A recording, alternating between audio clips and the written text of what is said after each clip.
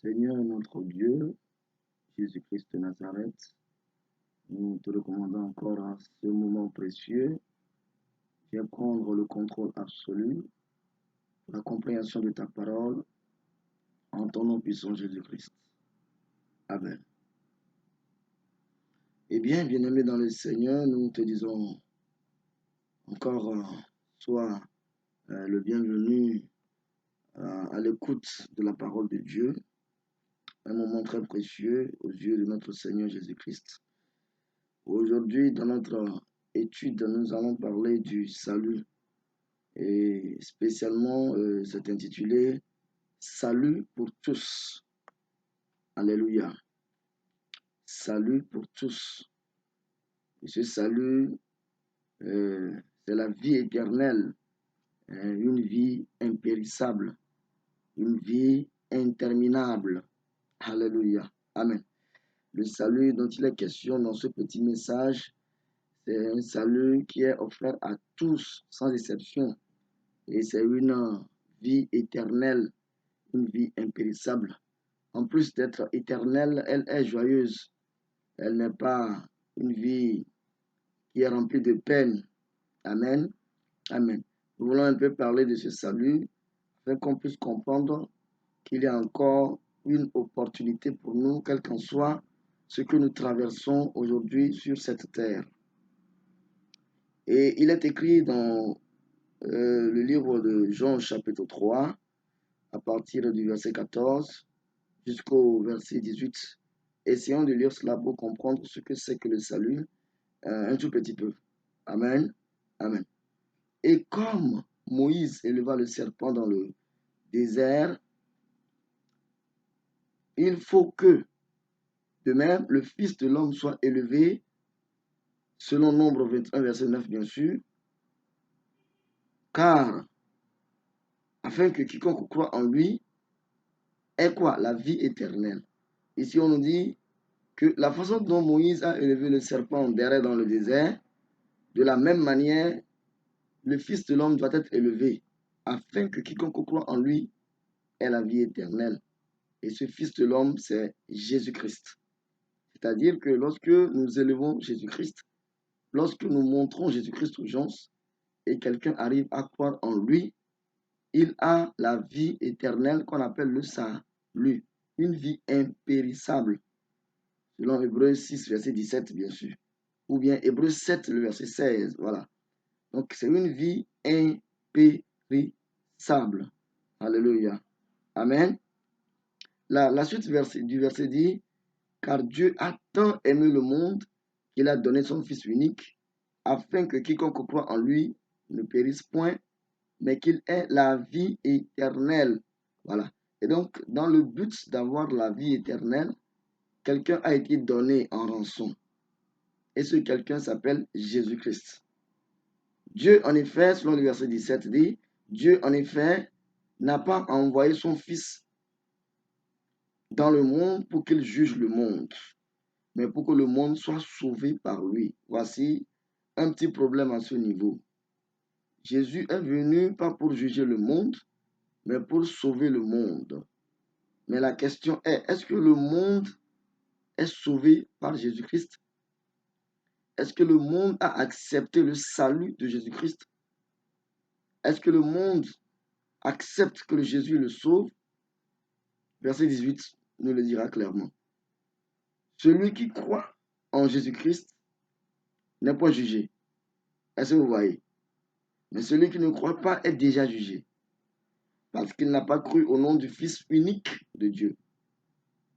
Voici donc le jugement ou la condamnation. Si quelqu'un ne croit pas en Jésus, déjà il est jugé ou bien condamné. Mais quand il croit en Jésus, il n'est pas jugé ni condamné.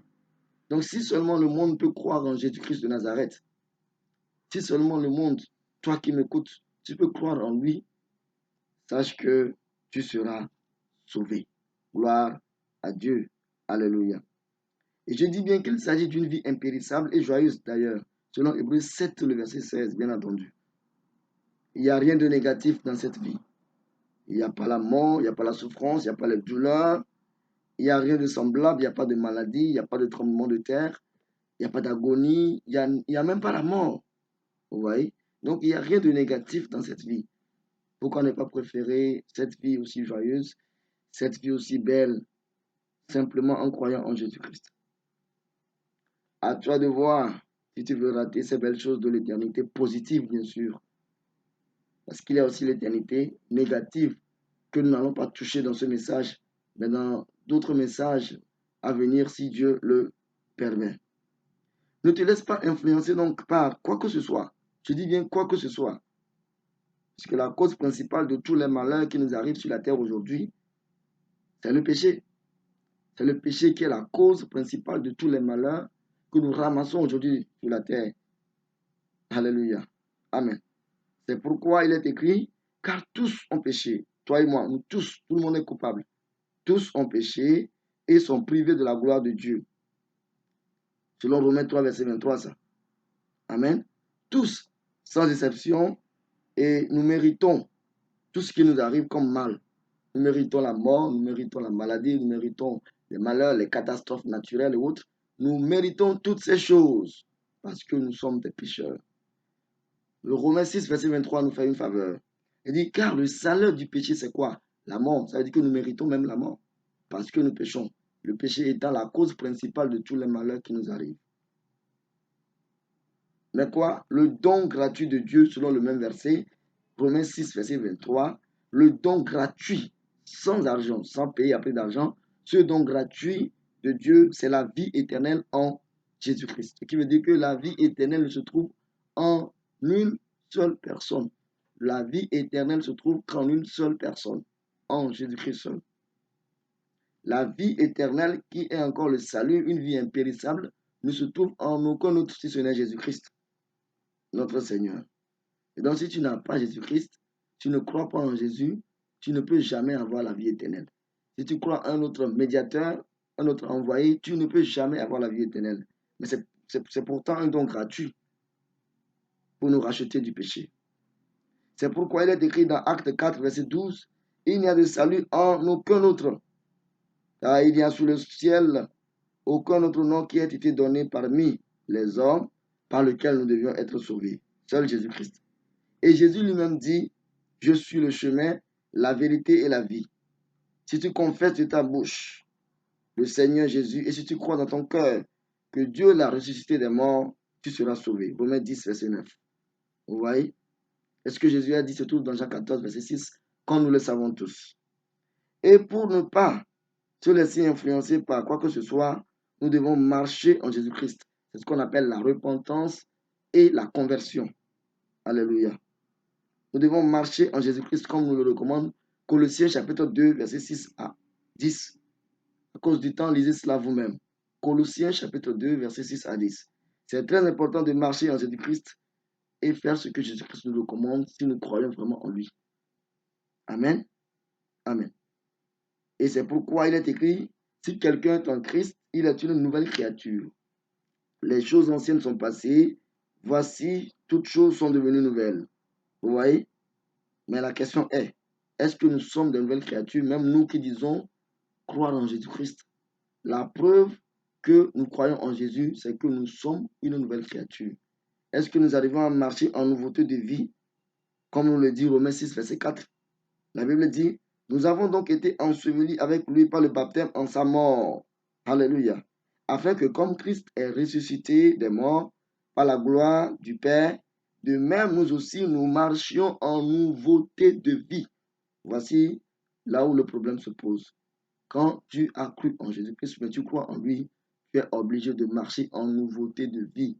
C'est ce qu'on appelle la nouvelle création. Si tu n'arrives pas à le faire, à te convertir, à te repentir, à changer de comportement, tu n'as pas encore cru en Jésus-Christ. Tu n'as aucune preuve que tu crois en Jésus-Christ.